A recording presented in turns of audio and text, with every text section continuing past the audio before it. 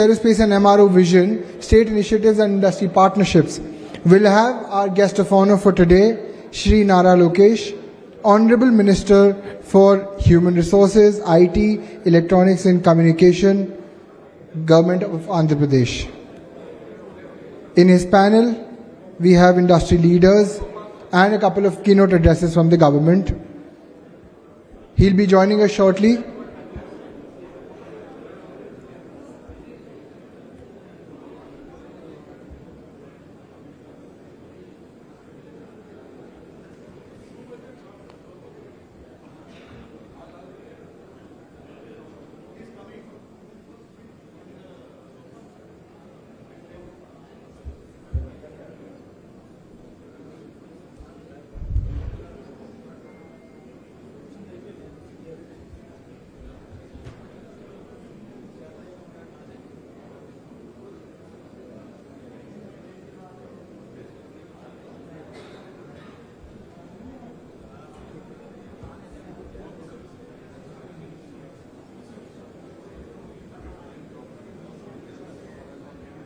ठीक है sir.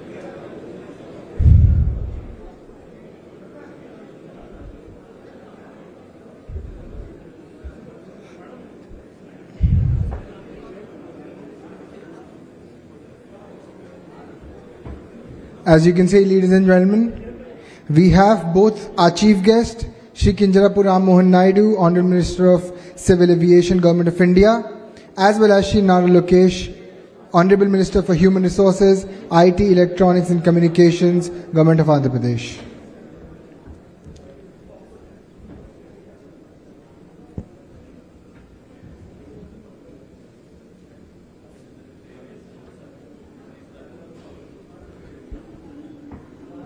Please welcome with a round of applause our chief guest, Shri Chandrababu, Honorable Minister of Civil Aviation, Government of India, and our guest of honor, Shri Nara Lokesh, Honorable Minister for Human Resources, IT, Electronics and Communications, Government of Andhra Pradesh.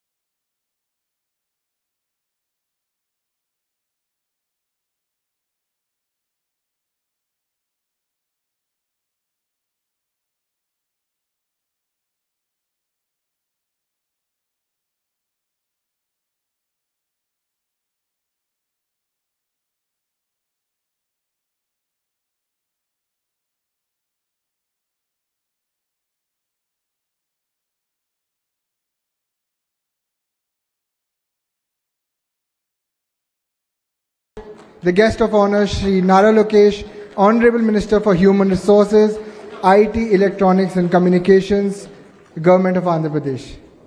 Round of applause, ladies and gentlemen, for sir.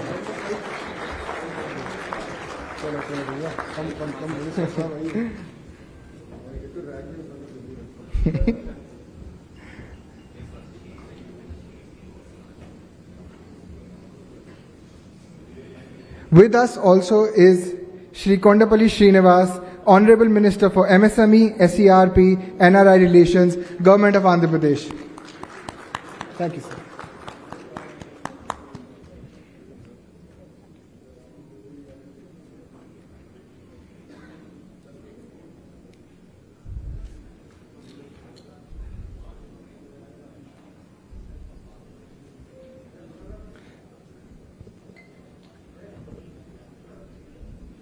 To begin with opening remarks, may I request Mr. Murali Krishna Gannamani to the dais.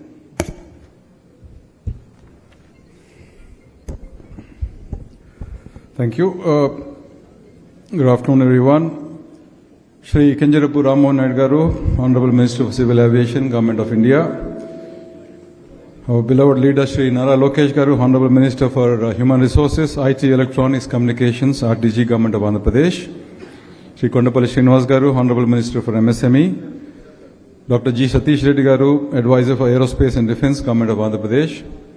Mr. Saikant Verma, IAS, CEO, AP Economic Development Board. Mr. Kanwarbir Singh Kalra, CEO, GMR Visakhapatnam International Airport Limited. Distinguished dignitaries on the dais and amongst in the hall, esteemed colleagues from the industry, academia, ladies and gentlemen. It truly is an honor and immense pleasure to welcome you all to this special plenary session on Andhra Pradesh Aerospace and MRO Vision. Today we bring the spotlight on our state, a land of opportunity, innovation, enterprise, as it charts its path to becoming a key pillar in India's aerospace growth story. Andhra Pradesh is always known for its entrepreneurial spirit, abundant talent pool, and forward-looking policies. And with the announcement of Aerospace and Defence Policy 4.0, 2025-2030, the next 5 years, the government of AP has made a clear and ambitious commitment to attract over 1 lakh crore investments and create 100,000 1 lakh jobs in this sector. This is not just a policy on paper, but it's a blueprint to transformative growth backed by strong intent and enabling infrastructure.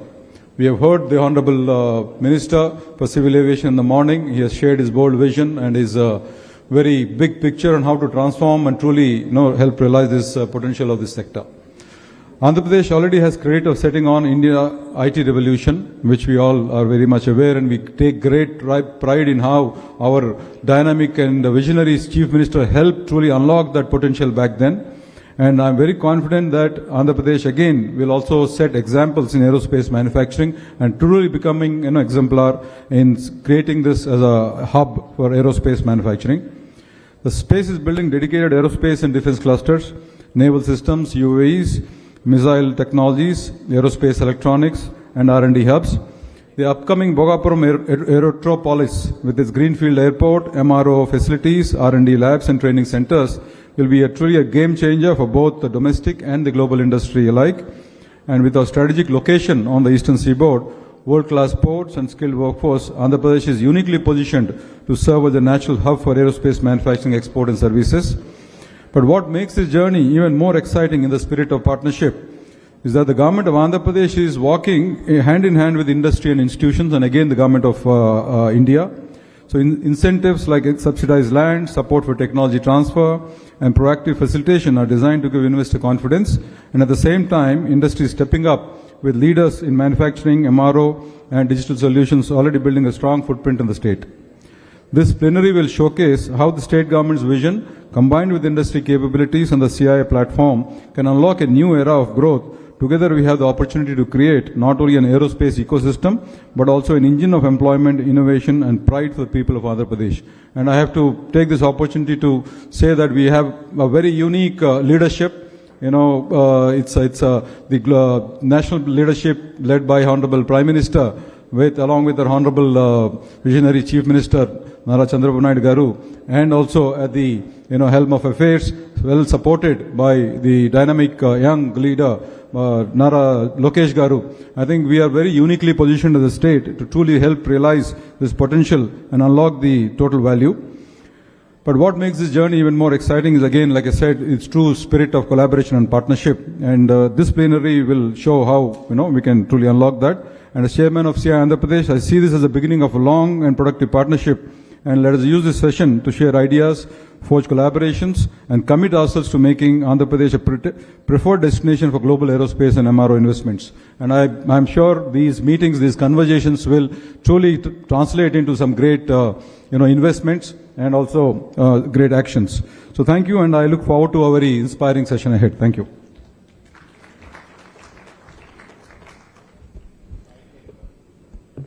Thank you, Mr. Ganamani. For industry perspective, may I request Mr. Kanwarbir Singh Kalra, CEO GMR Visakhapatnam International Airport, for his views, please.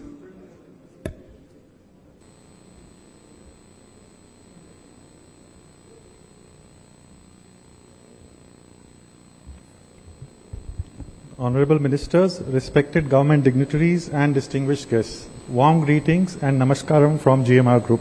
Thank you for being here today. Can we start with a quick video, concept video of the Bhogapuram airport, because many of you would not have seen that. So I'll just take 1 minute for that.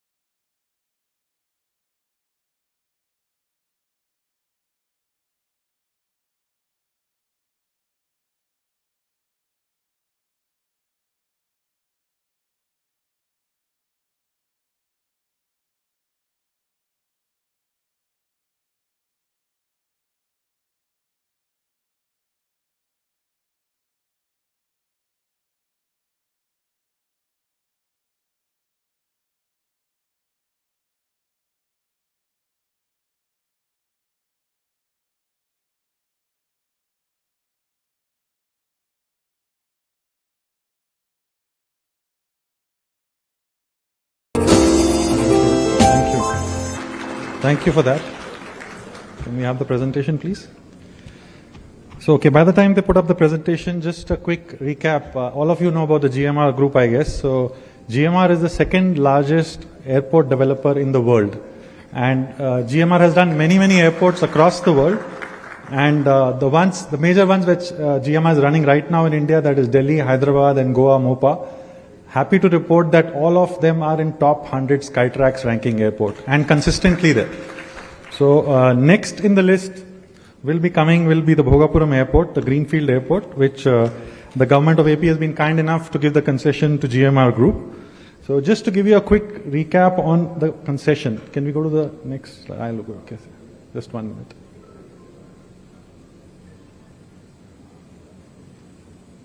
Yeah, so this is a quick brief on the GMR Group. So you can see many countries across the world, GMR has done many airports. Sorry, sirs, we have the presentation on your back. Oh, it is on in front. Okay, great. Okay, I didn't know that. So quickly about the concession agreement. So June 2020 is when GMR Group signed this concession, when government of AP did a PPP model, and it was an international competitive bidding. The concession was given on design, build, finance, operate, transfer model. The initial first phase will be catering to 6 million passengers. Just to give you a perspective, currently the current Vizag airport is doing 3 million, so it is double of that we start with as a capacity. And with the visionary leadership of government of AP, the land is enough to go up to 40 million. So there is scalability available. There's 2,700 acres of land available. So you can scale it up as and when we grow as an airport. The concession is awarded for 40 years plus 20 years extendable. 4 pillars that GMR generally builds the airports on is passenger experience. So like we said, passenger experience is prime, and we have to create delight with every passenger. And just to give you a perspective, the airport journey is very stressful for a lot of passengers, so we have to make sure it becomes a delight. Next one is operational efficiency. We make sure that there are too many stakeholders operating at an airport. So an airport operator operates the orchestra and makes sure everything works well, and the operational efficiency is taken care of. Because like we were discussing in the previous forum, on-time performance is very important. Latest in technology. So GMR makes sure when we launch the Greenfield Airport at Bhogapuram, we will make sure that all the technology is available at the other airports of GMR, and this will be a +1 on top of that. So we'll make sure all the latest technology will be available. As we go forward, we'll share that with you. We have taken inspiration, and also sustainability is one of the other pillars that we believe in, and we will make sure that we have a lot of initiatives which are supporting sustainability. The most important part is here, first time any airport has actually built local motifs and culture into the building design itself. Like you saw in the video, the ceiling had Mugulu design, which is a Rangoli here in Andhra, and we've tried to build it into the building itself. Like that, many more local culture and motifs will be built into the airport, and you'll be happy to see when you visit the airport when it's launched in June 26.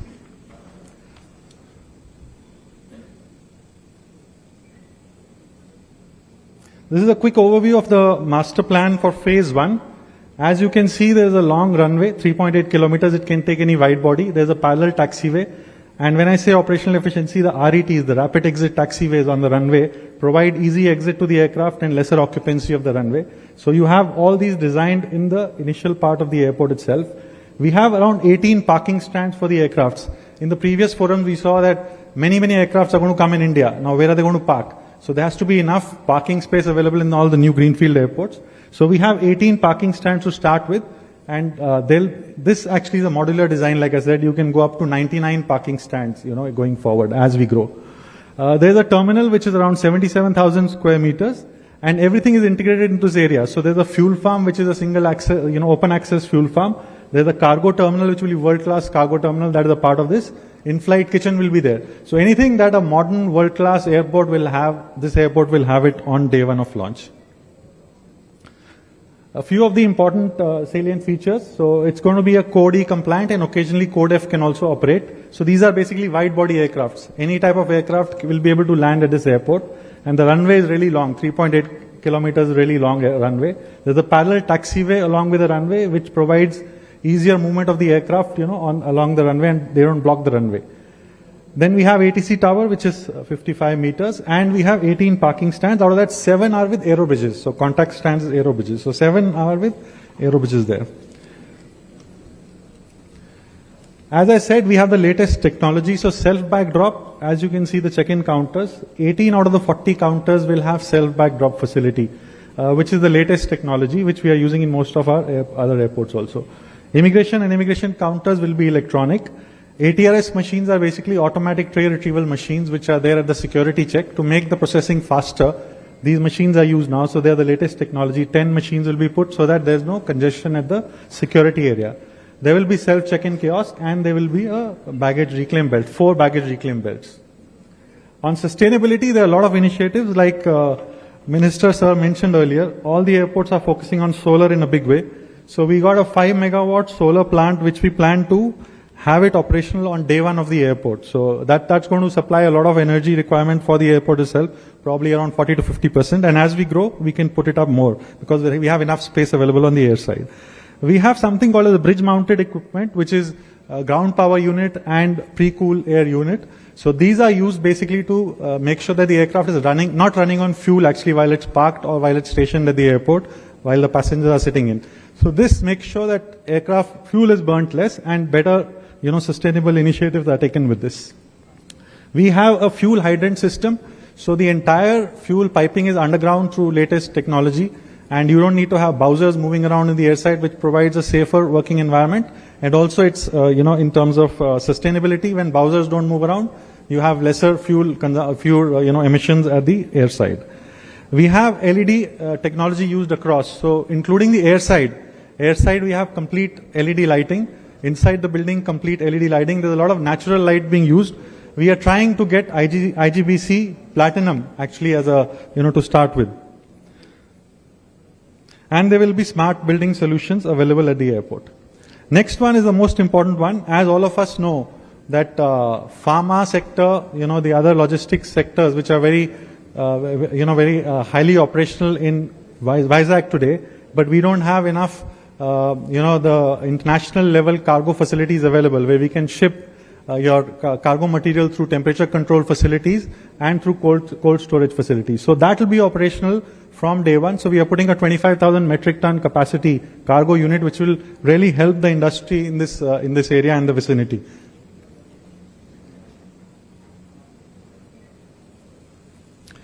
I will skip this part. I think we had enough discussion on how the industry is moving. There are a lot of aircrafts that are coming in. There are a lot of airports that are coming in. There's a lot of business that is going to grow for MROs. There's a lot of requirement for new maintenance engineers. All this has been discussed, so I'll just skip this part. So now I'll come to the real part. Where is the opportunity? When the new airport comes in, what can we do? So just to give you a perspective, today, current Vizag airport is connected to only 13 domestic destinations. Compared to its peers, let's say Bhubaneswar, Jaipur, or let's say Goa, they are connected to almost 30 to 40 destinations. So there's a clear opportunity. A place like Hyderabad is connected to 75 domestic destinations. So how can we move this up? And there are a lot of places like, Ahmedabad, Pune, Goa, Jaipur, Cochin, which are not connected, where traffic is going, but they are going indirectly today, probably by Hyderabad or Bangalore. So that's the great opportunity that we have. We still have a lot of airlines which are not operating in the current Vizag airport. So we have Akasa, which is not operating. We have SpiceJet, which is not operating, and some of the other airlines. So that's the opportunity that exists. We believe that, these are the numbers that we are looking at. So when we launch, the current numbers are at 2.96 million. And when we launch, the first year itself, we are looking at a 3.6 million. And by FY30, we are looking at almost 5.27 million. So you can say from the current number, we'll almost double in the next 3 to 4 years. And then in the next, up to FY35, let's say next 10 years from here, we are looking at a 10 million airport, which is a big thing. And if we can do better, yes, we'll be happy to do that. These are the current estimates that we have with respect to the current market scenario. And all this is possible because many aircrafts are on order and a lot of passengers today are flying indirectly from Vizag to so many destinations in India. So there are enough opportunities available and we believe this is easily doable. Coming to the most important part of this session, so talking about the airport to your industry, how does it matter? The next slide is very important, so I would seek your attention on this. So we are calling this as an aerotropolis. So government of AP has been very visionary and making sure that all the requirements that are required, for the airport are taken care of this from the next 40 year or 30 years perspective. So there's a large land parcel of 2,700 acres which is available. Out of this, there is a commercial land available which is around 154 acres. There is a residential area which is available around 139 acres. This is not done by any of the airports till now. So there's a residential area of 139 acres. And then there is an aviation hub. This is recently allotted by government of AP. 500 acres has been allotted as aviation hub. So all the discussions that, you were having initially in the first half, that, you have a lot of investment that will come in where manufacturing will happen, R&D will happen, in the aerospace segment, and you will need a lot of manpower. So this 500 acres can be used for all of you, to come and, put up your setup here, and we'll be happy to support. How this works? Well, see, most of the new developments are happening mixed use development, and next to the airport, if you do mixed use development, it really helps. So you have a residential area, you have a commercial area, and you have an aviation hub.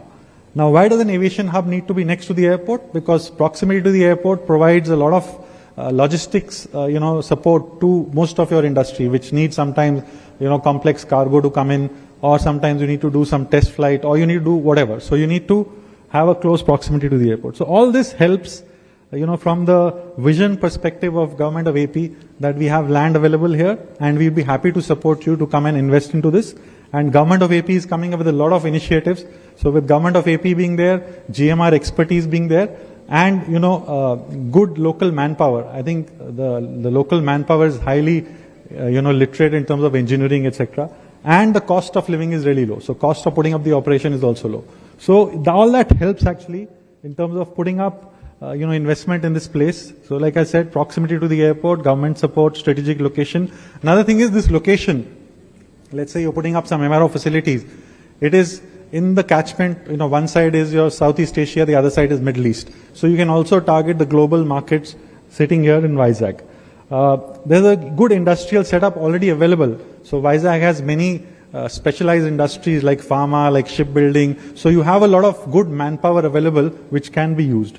And the areas where we thought of we could use is your MROs, manufacturing, design engineering, enabling infrastructure, technical skilling. But we are open to ideas. Anything related to aviation, we are most welcome, to get it to this 500 acres. Quick update on the progress. I'm sure people who are staying here would have already visited the airport. We are moving really fast. We started work actually in December 2023, and within 20 months, with support from Government of AP and support from Ministry of Civil Aviation and other government stakeholders, we've really moved fast, and we've already airport authorities really helped us to do the calibration flight. So we finished our calibration flight in June, and that's the first milestone that we crossed. And now next step will be to get an actual commercial aircraft to land. So we are looking at that sometime in October, November. This is the real picture. This is actual picture of the runway. So you can see that it's completely ready to take any aircraft on the runway. So airside is 100% ready. This is the center line lighting that you see, already ready and set. This is a parallel taxiway that you see there. And this is the terminal building. The exterior is more or less ready. Now we are focusing on the interiors. You can see aero bridges are already installed. So 7 aero bridges are already installed. And the shape of the building that you see, that is also inspired with local art and culture. So I don't know if I get it right in terms of pronunciation, but there are the local huts which are called chutilus. So they actually have a roof which comes and touches down the floor. So that's the inspiration in front that you see. The whole roof will touch into a water body of almost 2 acres. So it will look beautiful. You must have seen that in the video. And this is how the pier looks. So initially this can handle 6 million, but both sides piers can grow and the front side also pier can grow. And we can go up to 40 million as per the demand. This is the ATC technical building, G+2 already ready, that you can see. Airport authorities already started a lot of work there. Tower should be ready, in terms of moving in by another 1.5 months. In the meantime, AI has already started putting their infrastructure into place there. Thank you from my side. I think that's all I have here today. I really appreciate your attentive listening to this. Thank you, sir.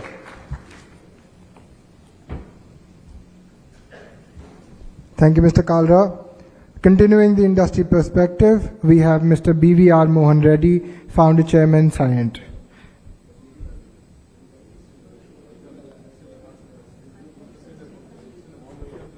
Please, let's give a warm welcome to him.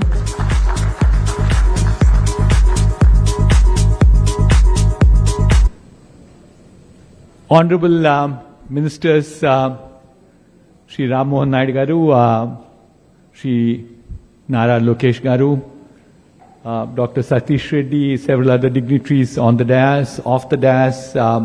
Good afternoon to all of you. My apologies for turning up a little late for the meeting, especially to the Honorable Ministers. So in the next 5 to 10 minutes, what I wanted to share with you was a vision of mine, which I think Andhra Pradesh can leapfrog into digital first MRO leadership. I run a technology services business. I'm the founder of the company. Aerospace is a large vertical exposure we have with us. A third of our business comes from aerospace. The best of the companies in the world, I see some of my friends sitting with me, we worked with them. And one of them, in one of the senior executives, one of the conversations shared with me, saying that, Mohan, you people go ahead and judge an airline primarily by the seats and the meals they serve. But what actually makes airlines successful is the ability for them to keep their aircrafts in service, whether it's the body or the engines.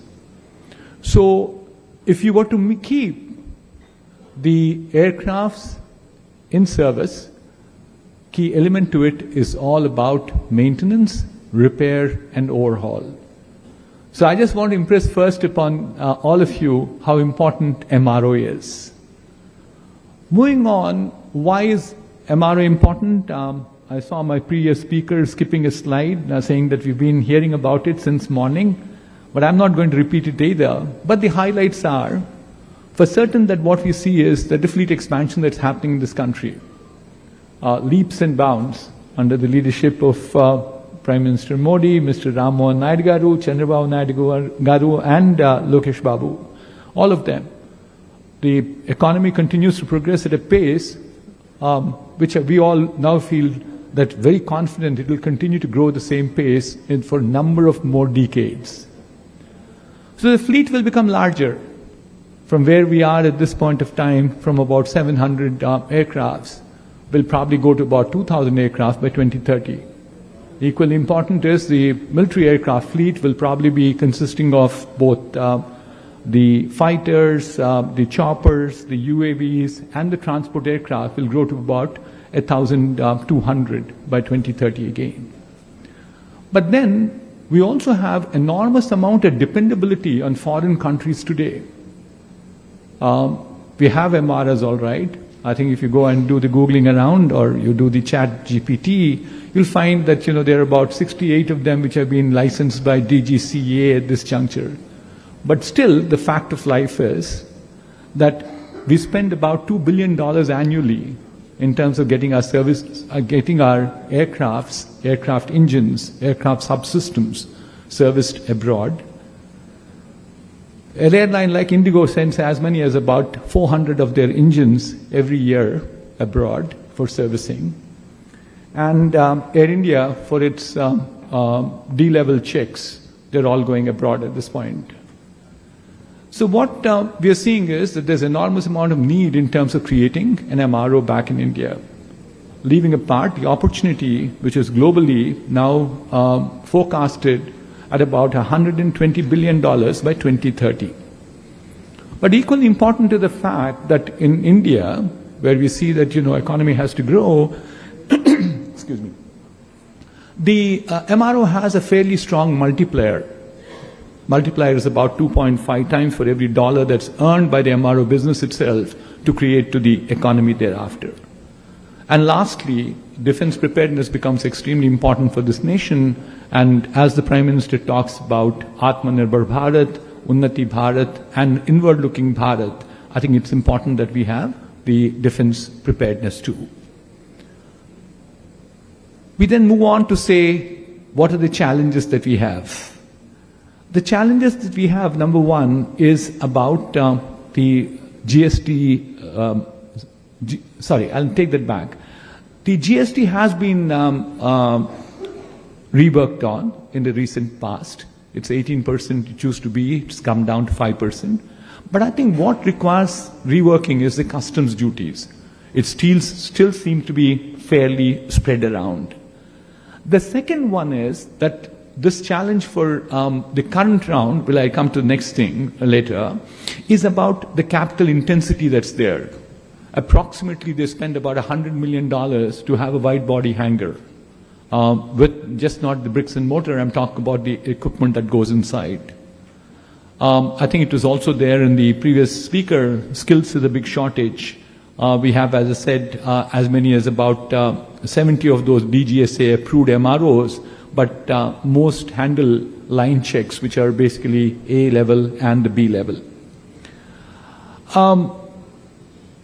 Certainly what we are seeing further is OEMs dominate this particular market, and especially the engine manufacturers, whether it's Rolls-Royce or GE or Pratt & Whitney, all of them also are selling aircraft with long-term service agreements, so therefore they're not accessible to Indian vendors. And certainly what we also seen is these, even if you count on those 70 I talked about, they're extremely fragmented around. But therefore, what do we need to do if we think about future? I think we need to use technology. Technology is changing at a pace the mankind has never seen before. Technologies which can be extremely useful in MRO. And technologies which we believe are not slowing down. Largely driven by these four pillars. Number one, computers, they continue to become smaller, faster, cheaper. communications, the broadbanding, cost of per usage of terabyte of information in India is the lowest in the world. Equally important is the sensors are becoming smarter by the day and cheaper by the evening. So the result is that you have, and then the sensors produce enormous amount of data, which is then being converted into, with algorithms, becoming AI. So can we use the same technologies into MRO too, is a question that we have. So the first is that if we want to have a digital twins as the first step, for every product that's there, I think some of the airline companies today do have digital twins. Some of the latest models of the aircraft engines that we design have digital twins built into them. That gives you an ability to not only predict your maintenance, but certainly reduce the aircraft on ground. AOG, as it's called. AOG currently costs approximately about $120,000 every day that they're not in service. So therefore, I think we need to use technology in MRO by ensuring that we build engines, fuselages, and the rest of the subsystems which are going to be in the digital twin format, which makes us our ability to bring down the downtime and also make sure availability increases. The second one is the technology of virtual reality and augmented reality can be extensively used in terms of training our technicians. We're not doing that as extensively as we like to see it. And therefore, this so-called shortfall in terms of technicians can certainly be put on fast track very quickly. A third one is that we also can use drones and robotics extensively for the MRO operations. Drones detect the fuselage cracks. I think EasyJet has an example right now case where they are doing it quite extensively. Or the second one is there are some intricate areas where you can't even see, you can't even put your hand inside, whereas drones go and do the repairs themselves. Sorry, robotics arms go and do repairs themselves. And one more of that is all about the 3D printing. I had the honor of accompanying Sri Lokesh Garu today. We went ahead and launched a AI program for schools, to 50 schools in Vizag. And this is an initiative to ensure that the 7th graders, 8th graders, and the 9th graders understand what is AI all about. We had hardware, we had software, we had these Raspberry toolkits, we had curriculum, we had mentors, we had instructors. Lokesh Babu spent a lot of time today. The way in which he connected with the students and he saw what was being done. I wouldn't believe it myself, 7th graders trying to do automated wiper mechanisms. Just when there's a drop of water falling on a sensor, the wipers start working. Or the way in which the robotic arms can work. So therefore, I think, and also one more which we showcased to him today is the 3D printing part. And that's going to be groundbreaker in MRO operations. You don't need to keep, some parts cannot be done using 3D printing, all right. But there, even for that matter, GE right now just does the jet engine nozzles using 3D printing. So you don't have this challenge in terms of spares not available, carrying too much of spares, carrying the cost of spares, all that can be taken care of. So what we can therefore do is also there, the last one I have in the list of asks I have is to have a green and sustainable environment. MRO can be built as it's built for the first time.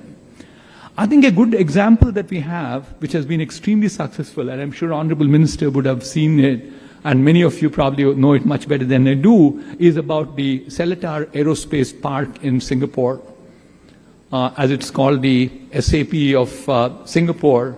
And precisely what SAP or the Seletar Aerospark has done, we can do the same thing in the Bhogapuram Aerotropolis, that's how it's rightly pronounced. And what can we do there is right now, because it's greenfield, build a ecosystem that can create a cluster of MRO, for MRO. I think the model I like to just highlight and call out is to say there's a similar model which made the IT industry extremely successful. It was called the STPI, Software Parks of India, which gave the ability for people to import them without paying duty, use them as and when required, with very little hassles around, which means that effectively the amount of cost of doing business is what I keep doing becomes quite minimal. And the ease of doing business becomes maximized. So therefore, Bhogapuram Airport, in terms of having all the features, including things like, a training academy. You look at the Seletar Aerospace Park, we have Singapore, NTU, Singapore University, all of them participating. So therefore, I think the sum total is that the potential for Bhogapuram Aerotropolis is as much as about $3 billion is what can be generated, and we could also generate as many as 6,000 jobs. I'll only conclude by saying that we have an opportunity, and I'll make this pitch to every one of you and make an appeal to the ministers, honorable ministers, to position AP as the Singapore of India for MRO. Thank you. Thank you very much.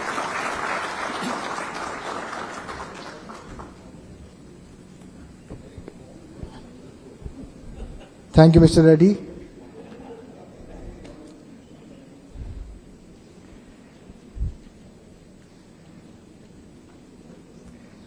Ladies and gentlemen, with this special address, I would like to welcome Mr. C.M. Sai Kant Verma, CEO, Andhra Pradesh Economic Development Board.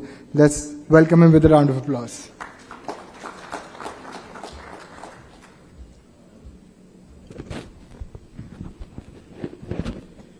Can we have the presentation, please?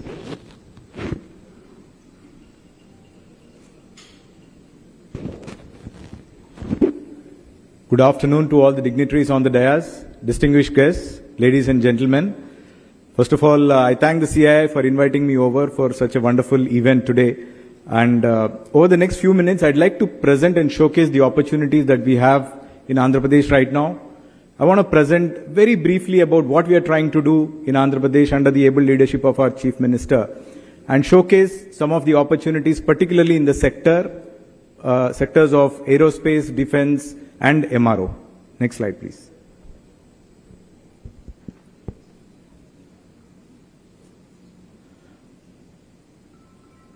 Yes. So, Andhra Pradesh is now India's rising economic powerhouse, and it's a force to reckon with. We are the 8th largest state in terms of geography. We have a population of 53 million, and we are an economy of 180 billion. Of this, 42% comes from services, 35% from agriculture, and 23% from manufacturing. This shows that there is a huge potential for the state to catch up in the manufacturing sector.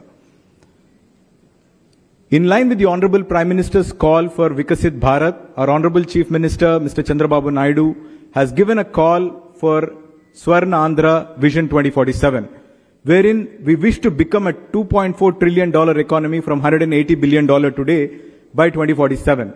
So this means we need to consistently grow at a rate of 15%, and that's the aspiration levels that we have for the state. Now, for us to be able to realize this big dream and vision and bring it into a reality, our Honorable Chief Minister has designed a very focusedly designed overarching framework based on 7 key fundamental guiding principles. 1, product perfection. The second is speed of doing business. Honorable Chief Minister of Andhra Pradesh, he is a champion of ease of doing business. Under his able leadership, AP has consistently proved to be number 1 in ease of doing business rankings. And today, he is now very strongly advocating the concept of speed of doing business, wherein we want to turn Andhra Pradesh to be an ideal investment destination for the investors, where the ideas can be converted into businesses very quickly. We are working very hard in terms of realizing this particular goal. One classic example that I can talk about here to demonstrate the speed of doing business of our state is one that is led by our own Honorable IT Minister here who is sitting with us, wherein with one Zoom call with Arsenal Mittal, he was able to convince them, give them the top leadership, a great deal of confidence as to what the state is willing to do. And today we have landed India's largest steel plant in this particular region because of this aspect of speed of doing business.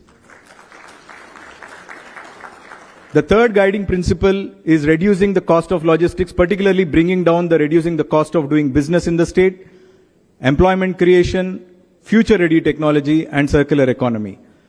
Our Honorable CM is very, very sensitive about understanding the fact that every sector has got specific needs and requirements. So we didn't adopt a one-size-fits-all approach. We have developed sector-specific policies which cater to the sector-specific needs and requirements. And today the state has rolled out roughly about 25 different policies which caters to different sectoral policies, technology-focused policies, infrastructure policies, and climate action policies. So you can see the list of all these policies which have been launched so far right here. Now Andhra Pradesh is trying to position itself as India's gateway to the east.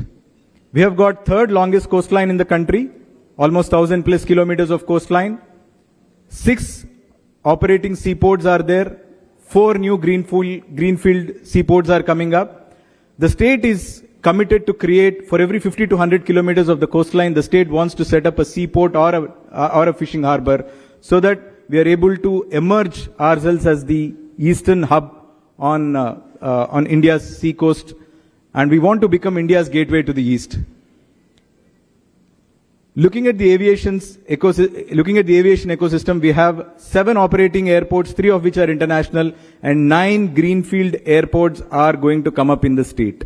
Now, under the able leadership of our Honorable Union Civil Aviation Minister, we just heard about how Bhogapuram Airport is coming up very fast, and it is probably going to be one of the fastest built airports in the country. And one of the key nodal points of the entire aviation ecosystem is going to come up in Amaravati, where a new greenfield airport has been proposed in the form of a hub and spoke model, while we are trying to turn every other airport into a spoke, with Amaravati trying to become the hub of the East Coast connectivity in terms of the airports. In terms of the economic corridors, AP, we are trying to leverage on the 3 industrial corridors which pass through the state at this point of time. Chennai-Bangalore Industrial Corridor, Hyderabad-Bangalore Industrial Corridor, and Vizag-Chennai Industrial Corridor. Sector-specific industrial clusters are being developed across all the 3 nodes, all the 3 industrial corridors, so that we are trying to create ecosystems rather than trying to attract investments and standalone industries here in the state. And these are some of the marquee investments that have been firmed up in the state of Andhra Pradesh in the last 14 months, and this is just the beginning. Coming to the aerospace defense policy, we have 4 major thematic defense clusters that have been planned in the state: missiles and ammunition, defense electronics, aircraft, and naval shipbuilding. Now, the policy talks about creating 1 lakh jobs over the next 5 years by attracting 1 lakh crores of investments into the state by 2030. That's the vision statement. That's where we want to be. I think the recent global developments, particularly Operation Sindoor, has demonstrated how important it is for a country like India to focus and become a global hub in aerospace and defense. And in line with that particular need of the country, AP, we are trying to stand up and we want to become that national hub of aerospace and defense going forward. Looking at the thematic clusters, we have 6 clusters, aerospace and defense clusters.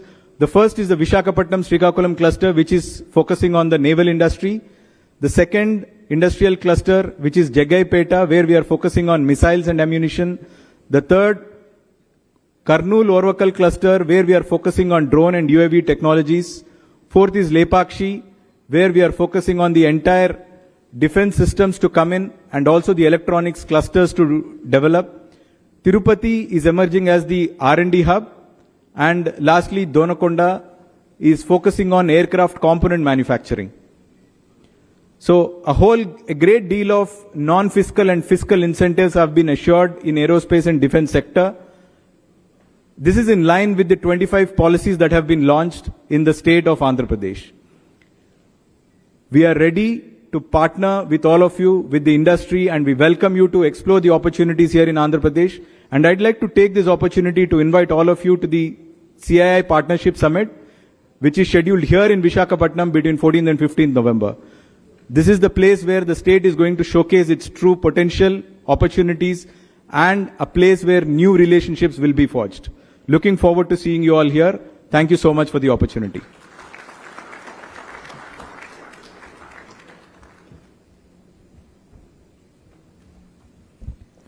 Thank you, Mr. Verma.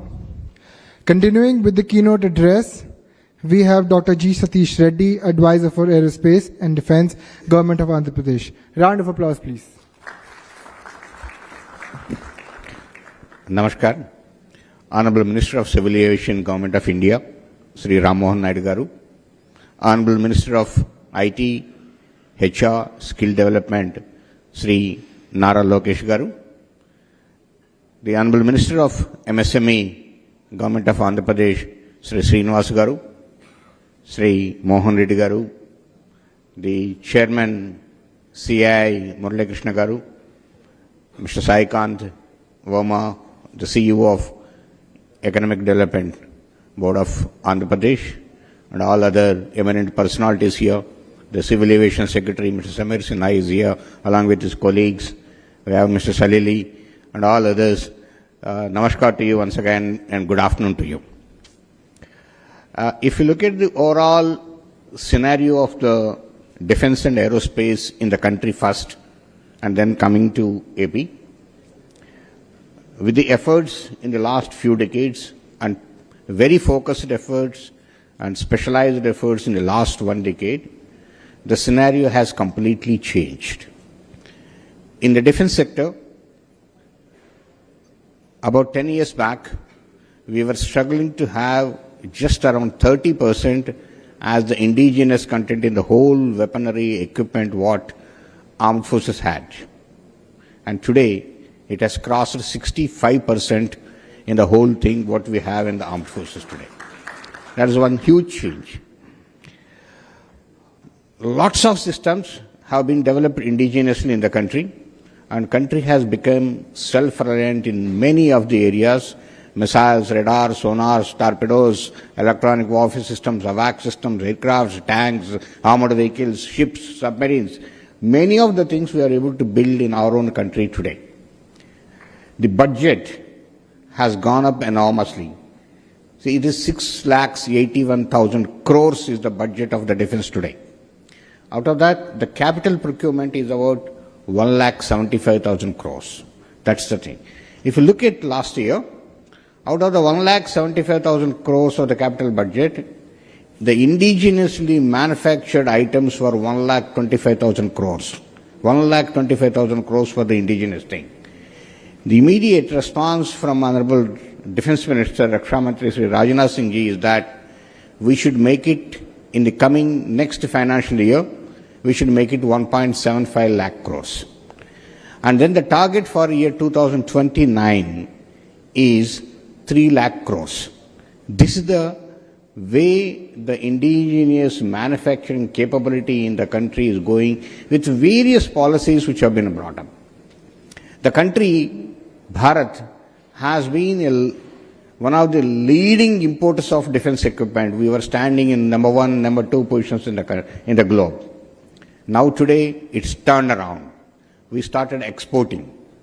Last financial year, we exported 23,666 crores worth of defense equipment from this country, and there was a lot of potential to do, also much more.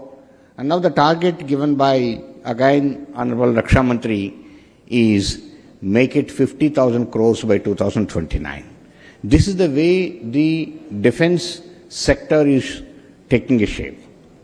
In the same way, in the aero sector, lots of aircrafts are being manufactured here in the country, leaving aside the helicopters, which HAL is making varieties of helicopters. You must have heard just 1 week back, the Government of India has cleared again 97 LCA Mark 1As, making the total number of LCA Mark 1A 180 and LCA Mark 1 40, totally 220 aircrafts, and now HAL has got more than 1 lakh crores order of one just LCA Mark 1A. This is number one. The government has already approved the project of the heavier version LCA Mark 2, which again the country needs about 200 at least. And the most advanced fifth generation fighter aircraft AMCA, again the government has approved the project, which probably in the next 2 years it should be rolling out. AMCA project also is approved. See how many aircrafts, and one more aircraft is in the pipeline, which is twin engine deck based fighter aircraft for the Indian Navy, TED-BF. So there are 4 aircrafts at various stages. In the next 10 years, the amount of business in the aero sector, in the military aircraft itself, is among us. And military transport aircraft is another one, where again a lot of people are working on it. You just heard the news that Embraer and Mahindra have tied up and trying to manufacture here. The Honorable Civil Aviation Minister has been showing a lot of interest and has been taking continuous reviews to indigenously manufacture each and every component in the aero sector, and also to manufacture the regional transport aircraft and military transport aircraft in the country. Has taken number of reviews, and the country is poised with the design already available to manufacture a regional transport aircraft. I am sure the Honorable Minister will be able to take it forward and make that the country comes out with a civilian aircraft manufacturing hub also in this country. So this is the way the whole country in the defense and aero sector, the way it is shaping. I am not talking about much space. All of us are aware how the space is evolving itself, and we have completed our Chandrayaan mission. Now we are going for man in the space and Gaganyaan, and then we are going to have a space station and many other things which are going to come. And the surge in the activities in the aerospace sector is enormous, with a lot of industries, particularly startups, coming up in a big way in the country. So this is the overall scenario in the country. In this scenario, AP, with the leadership of Honorable Chief Minister, has come out with so much advanced policy which Mr. Saikant has just presented. I'd like to just mention one thing.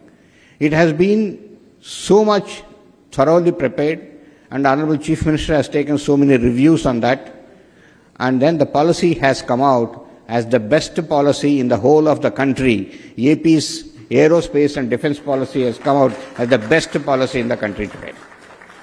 And he has presented the number of sectors and number of places what are coming. This has created again, I'm just seeing the last 2 months, there's a lot of activity, a lot of interest among the industry in the country to look at to the state of Andhra Pradesh.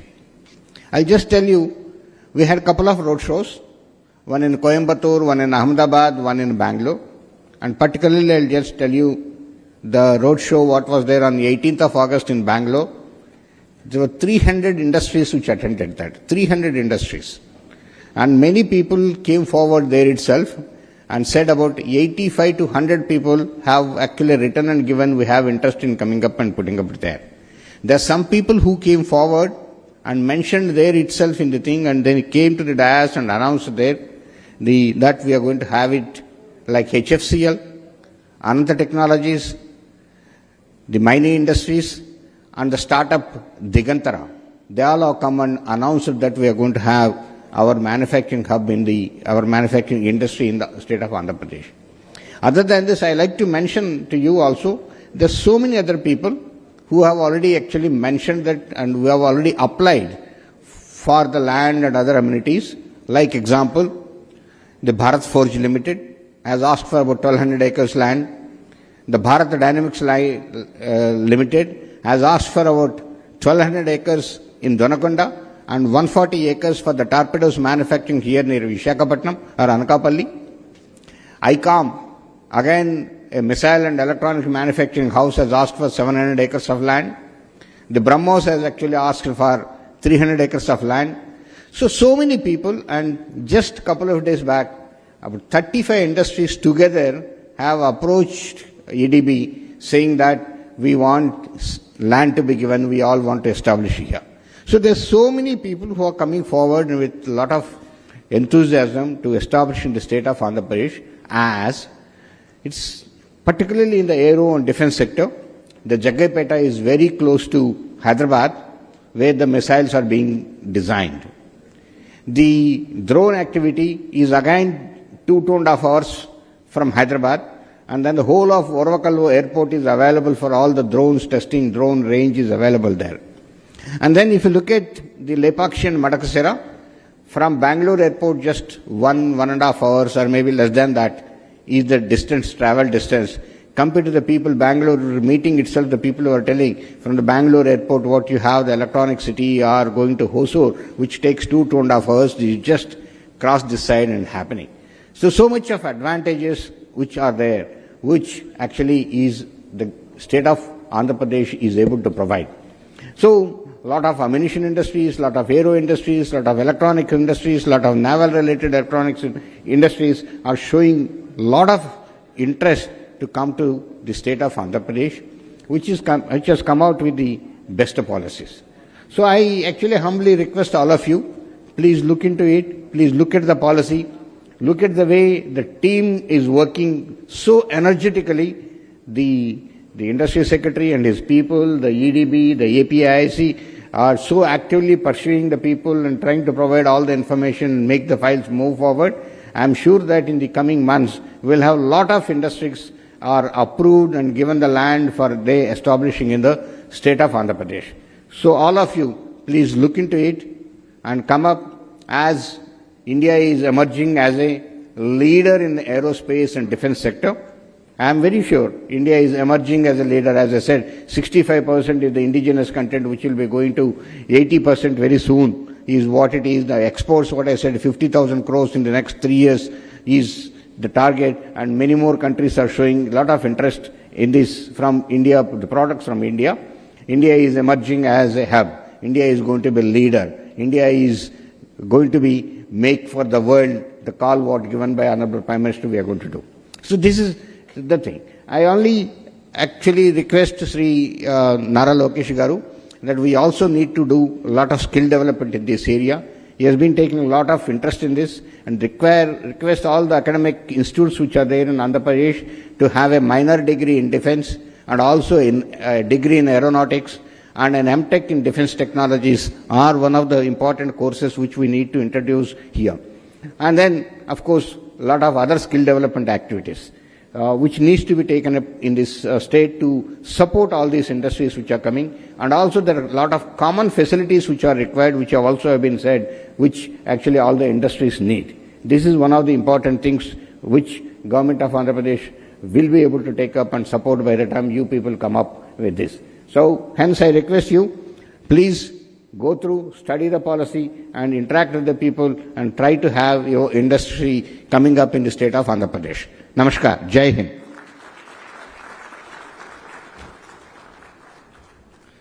Thank you, Dr. Reddy. May I now invite Shri Kondapalli Srinivas, Honorable Minister for MSME, SCRP, NRI Relations, Government of Andhra Pradesh. Let's welcome with a round of applause.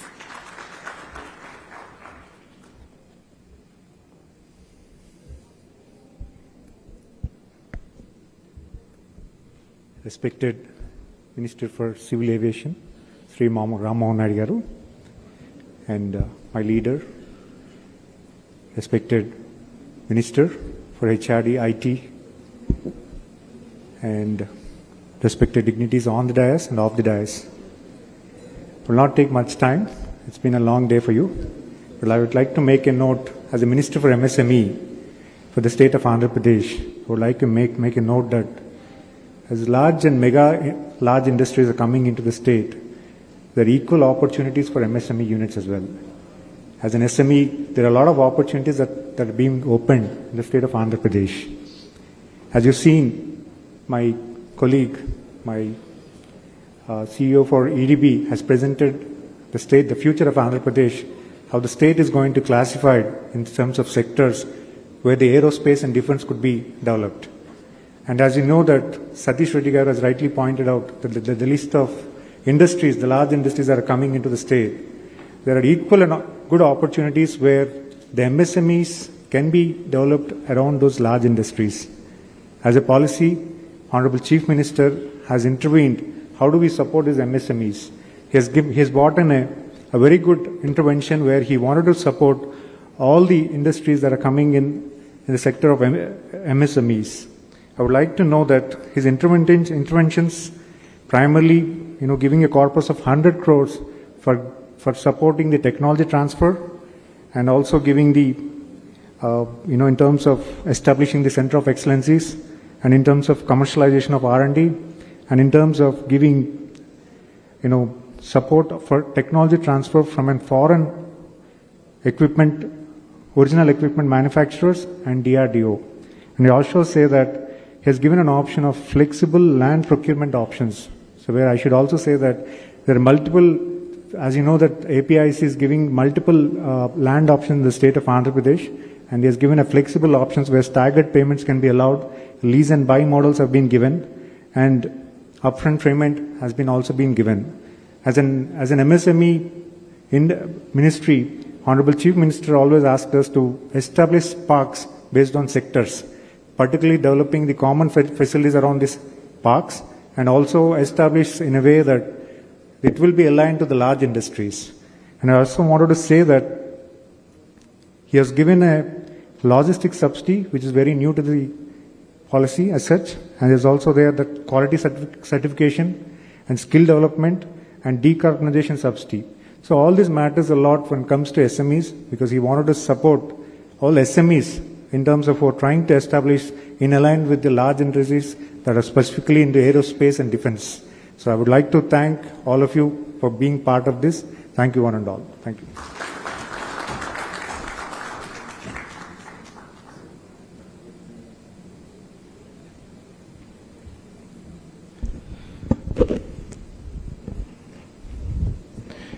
Thank you, Srinivas sir.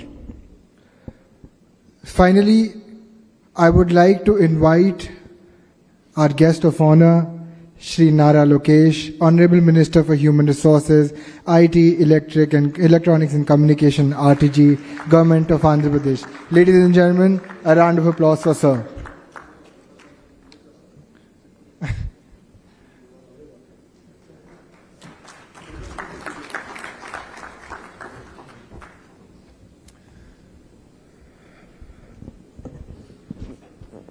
Dignitaries on the dais, Murli Garu,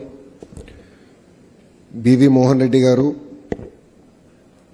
Kanwarbir Singh Kalra Garu, Saikant Verma Garu, Satish Reddy Garu, Kondapalli Srinivas Garu, and of course our own boy Ramohan Naidu Garu. Thank you for being here, and to all the distinguished guests who made it for this session, I'd like to thank you for taking time out of your busy schedules to visit Visakhapatnam. As presented by GMR, we really need to work on connectivity. Point taken. The Honorable Civil Aviation Minister and I have taken up a challenge that we will work towards beating Hyderabad in connectivity from Bhogapuram. So we will need your support. I think I had a long speech prepared, but Saikant pretty much stole the thunder away from me, so I won't bore you with all the details on the policy. But I just wanted to stress on three specific things. One is visionary leadership. Two is team that can actually execute it. The third one is we are a startup state. And I'd like to just talk about these three specific issues. First is vision. Mr. Naidu our Chief Minister requires no introduction. He is known to be a visionary politician.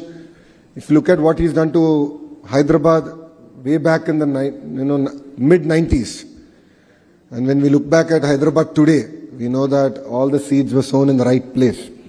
And a great example of that is Shamshabad Airport. When Mr. Naidu back then said airport should have 5,000 acres, a lot of people actually made fun of him. Generally in India we have a habit of making fun of visionaries. They made fun of him.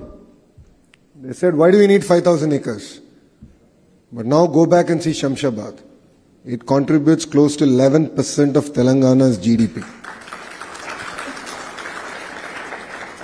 And there's a longer story to Shamshabad Airport. GMR did win the contract, but Mr. Naidu did not award it for the longest of time because back then this was one of the very first projects of GMR and he questioned whether GMR had the capacity to execute it. So he got GMR Garu to present all the designs and only after he got convinced that they can execute it in the true spirit of what he wanted it to be, was the contract awarded. So what we have in Andhra Pradesh is visionary leadership. And we are, if you look at, you've seen Shamshabad Airport, and believe me, Bhogapuram, we will one-up it, we will do better, and we will make it a destination on the eastern seaboard. Second is team. We have mix of experienced leadership and young Turks. The Dayas is a great example of this. Under the leadership of Satish Reddy Garu, who's enabling us, giving us inputs in terms of policy, Mohan Reddy Garu on the other side, giving us a lot of input. There are a bunch of youngsters sitting in between. If you look at Kondapalli Srinu, he's a first-time minister in the state cabinet. Ram Mohan Naidu, Moka, requires no introduction. He's the youngest cabinet minister ever in Indian history. And we back it with leadership even from the service. So we have Saikant Verma, who's an IAS officer, who's handling Economic Development Board, who's younger than, I think, all of us on the dais. So what you see is a blend of experience and youngsters. We have hunger. We mean speed of doing business. Saikant spoke of ArcelorMittal. October is when we're going to break ground. It's going to be India's largest steel plant and it was clinched over one Zoom call. Another example is now it's out in the open. Google is going to build one of the largest data centers here in Visakhapatnam. Actually, that conversation started here in Novotel when the Google leadership came and I personally drove them, showed them the land and explained to them the vision with which we want to build an entire data city.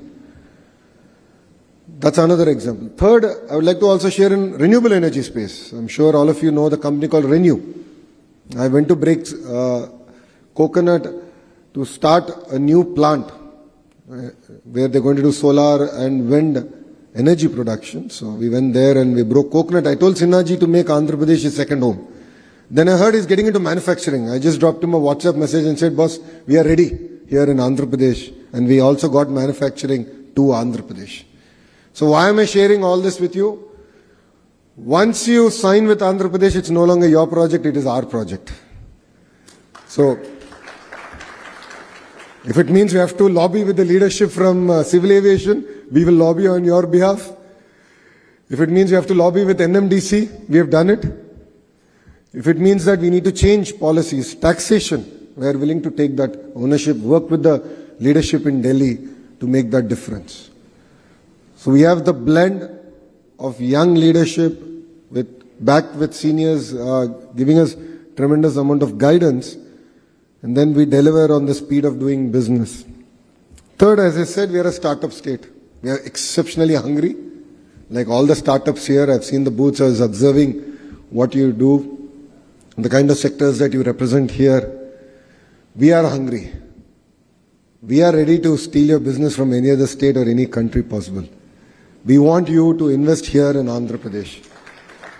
And I jokingly say, Andhra Pradesh is on the better side of Chennai, Karnataka, Bangalore. And we are really excited to land your investments here. Saikant Verma, he's the only IAS officer in the entire Economic Development Board. Under him, he has all professionals who have joined us from Invest India, few other state investment promotion boards. The best in their field have come, joined us. And we are here to deliver. We are here to make it a seamless experience. As you've seen in the presentation of Saikant, we mirror or we actually echo the vision of the Honorable Prime Minister Shri Narendra Modi ji's Vikasit Bharat. We have created Swarna Andhra Pradesh where we want to be a $2.4 trillion economy by 2047. From being a $180 billion economy today. So we need to grow at 15%. And for the friends in the private sector, you know that's not easy. But believe me, Andhra Pradesh will be one state that will actually prove that we can actually grow as a state at 15% CAGR year on year. And we have great relationships now at the central level. We have double engine Sarkar. We have the Honorable Prime Minister Shri Narendra Modi ji. And then we of course have the Honorable Chief Minister Shri Nara Chandrababu Garu. Both of them together want to again recreate history. And we believe that strong states make strong nation. And in this particular context, we have a different double engine Sarkar. We have two Naidus. I call it Naidu Square. One is Ram Mohan Naidu. I hope he's okay with me calling him Ram Mohan Naidu and not Garu because he's very young to me. But Ramu is here. He's of course Mocha, and then we have our Honorable Chief Minister Shri Chandrababu Naidu Garu. Of course, both of them are not related, but Naidu Square. So we have another double engine Sarkar where I believe that we can do a lot of work in the aerospace and defense sector together. And Ramu, we are looking forward to your leadership to drive things. You can definitely send the companies our way, and believe me, we'll catch them, we'll ensure they're grounded, and we will report back to you saying that this is the company that you sent, this is what we've grounded. And we will deliver on the speed of doing business in its true sense. So to all the entrepreneurs here, please definitely count Andhra Pradesh as your home. And Visakhapatnam is one of the most beautiful cities in India. I jokingly say that if Bangalore were to marry Goa and have a child, it will be Visakhapatnam. We have best of both worlds. There's a whole debate about talent. In your company, in this sector, please look around. Believe me, there will be Telugu people. They're all products of this soil. Due to lack of opportunities, they went to various other states and they're willing to come back. And there are amazing institutions here, both in the private sector and the government sector. It could be Andhra University, Geetham. We have IIM here. So there are amazing education institutions here. There's an amazing ecosystem here. And all I would request all of you is that let's make history together. This is a once in a lifetime opportunity. It doesn't come again and again. Very few states have the grit and perseverance that Andhra Pradesh has. And I've already given you 3 clear reasons why you should come to Andhra Pradesh, and I look forward to welcoming you all here. So thank you very much for giving me this wonderful opportunity. And I'd like to thank CII and Ram Mohan Naidu Garu and the entire civil aviation team here. Thank you very much for hosting this summit here. It means a lot for us. Today is a very action-packed day in Visakhapatnam. I think there are close to 6 or 7 summits happening. So you can see that energy is back to Visakhapatnam, and we're really excited. I would like to thank the leadership for really coming here and being part of, what I say is making history together. Thank you very much, and Jai Hind.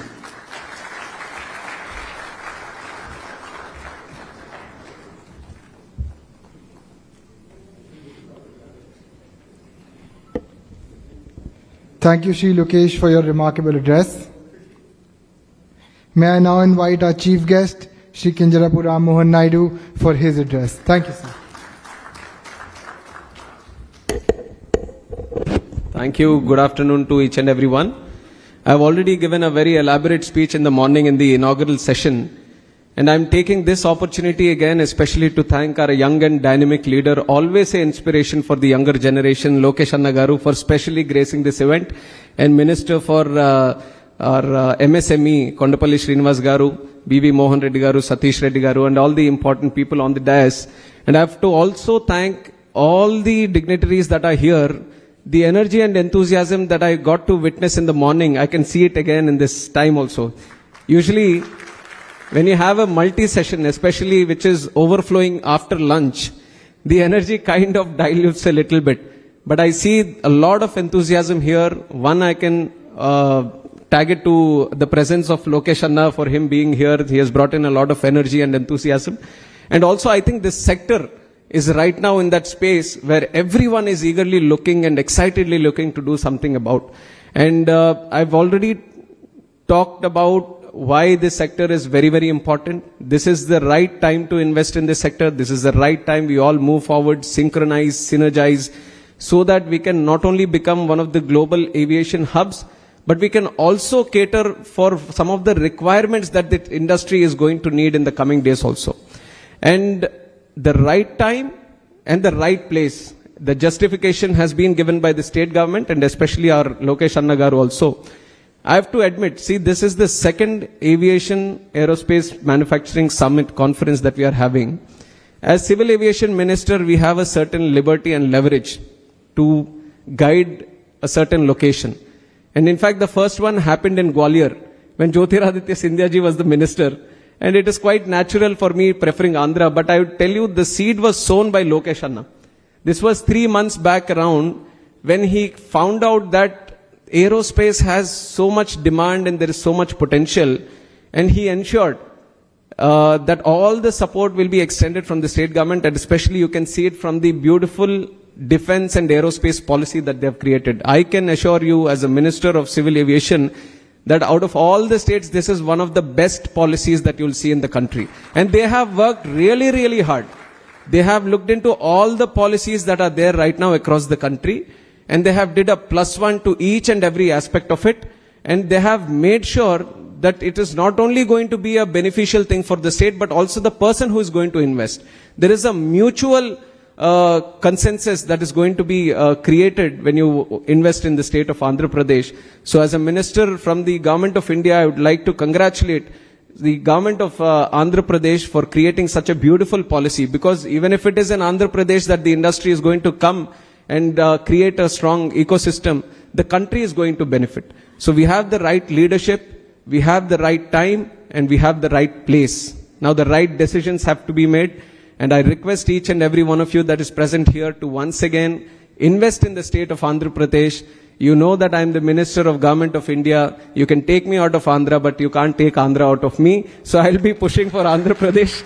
And also, I'm seeing the presentation that has been given by the AP state government. Especially I was looking at the airports, 9 airports. With our Honorable Chief Minister, the number keeps increasing month by month because he sees the potential and he sees things which we can't see today. That is the beauty of this man. That is the beauty of the vision that he has.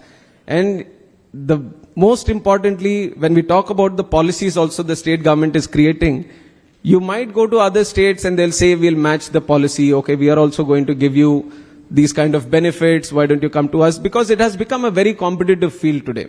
Between the states also there is a nice collaboration, including the competition that we see.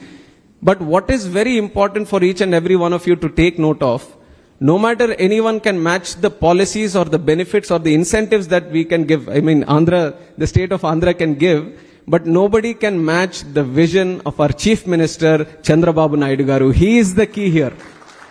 He is a man of vision.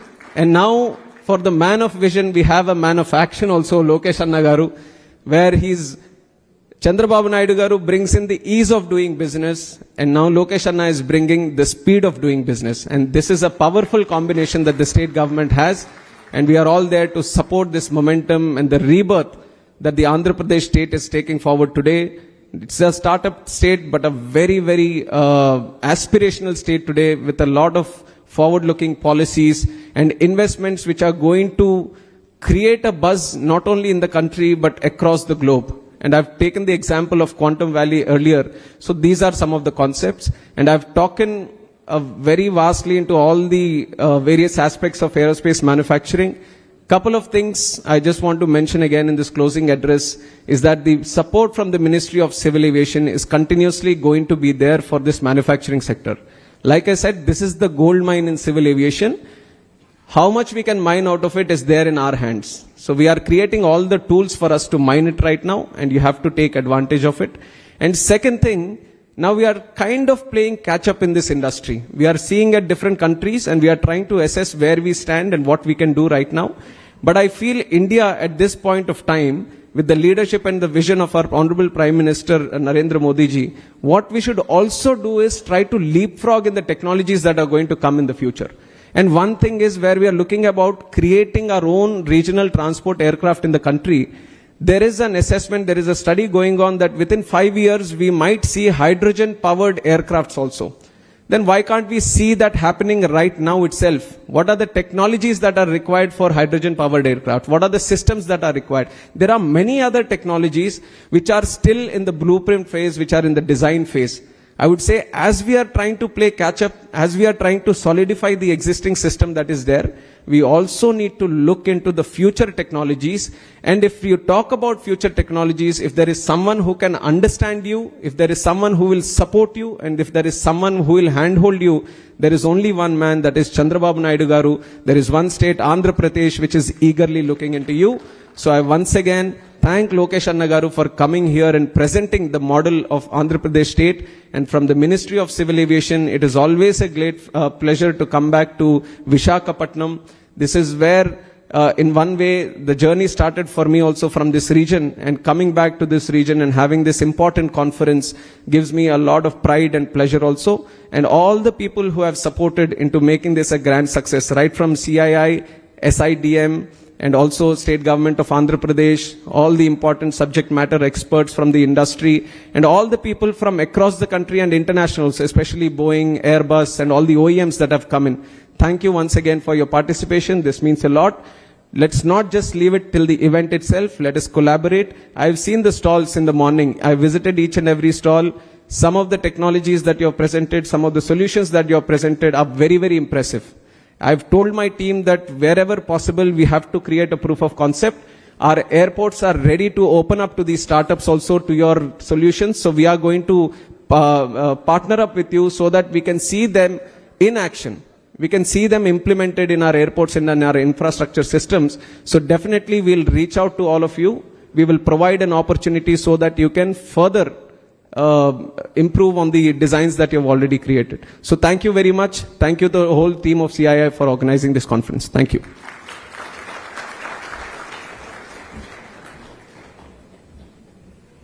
Thank you, Honorable Minister.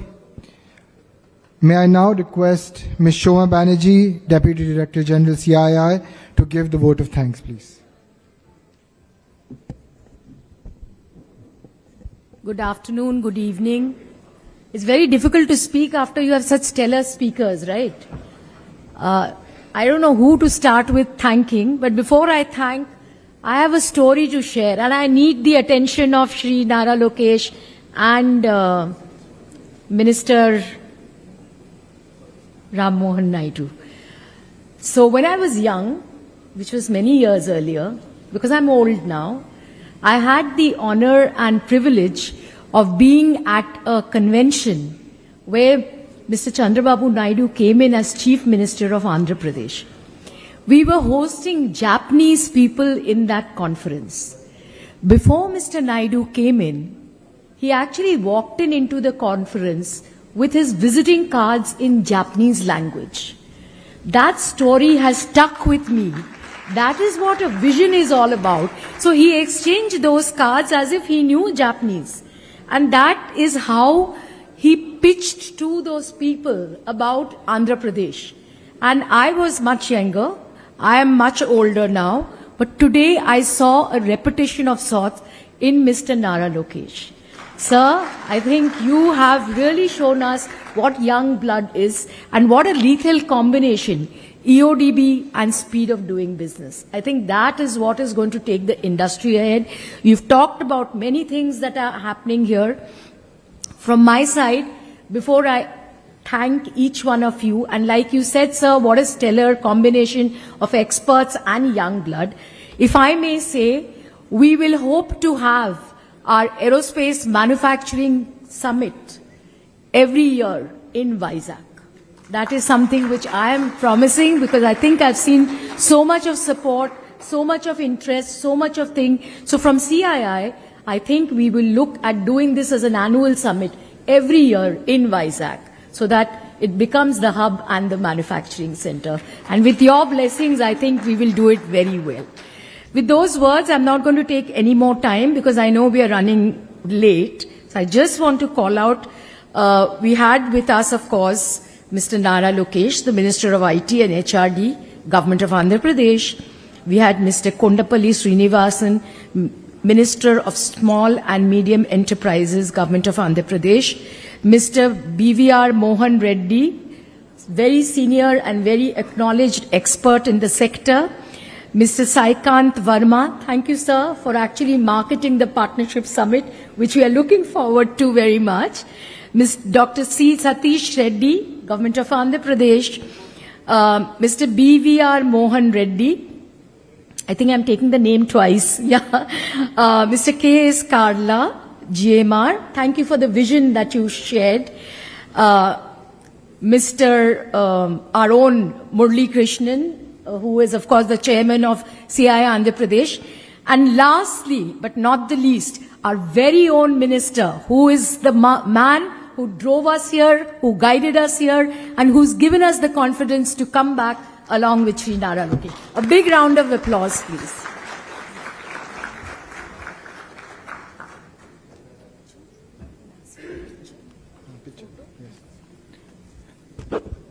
Dignitaries on the dais, may I now request you all to move ahead for a photo op, please, sir.